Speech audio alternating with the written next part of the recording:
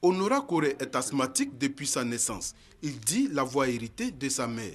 Cette maladie, Honora est obligé de la subir quand il est dans un environnement poussiéreux ou en saison pluvieuse. Beaucoup de désagréments, la poussière, la pluie, les émotions, les gaz d'échappement. Tout ce qui est contraire à la vie, tout ce qui est étranger à l'être humain, nous contrarie et nous donnons l'asthme. Honora décide donc de se faire le porte-parole de tous les asthmatiques de Côte d'Ivoire. Il organise conférences, sensibilisation et autres moyens de communication pour attirer l'attention des autorités compétentes sur l'asthme.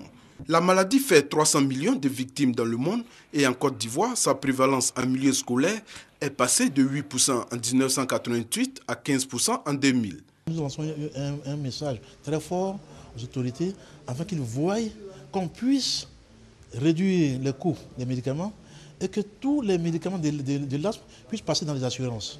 Mais peut-on guérir de l'asthme? Sur la question, les avis sont partagés entre médecine moderne et médecine traditionnelle. On ne peut pas dire qu'on peut guérir de l'asthme à partir du moment où le gène de la maladie est ancré dans un chromosome.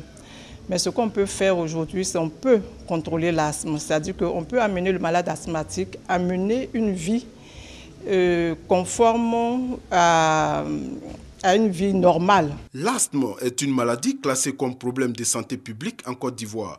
En milieu hospitalier, elle représente 5% des malades hospitalisés et 25% des malades vus en consultation de pneumologie.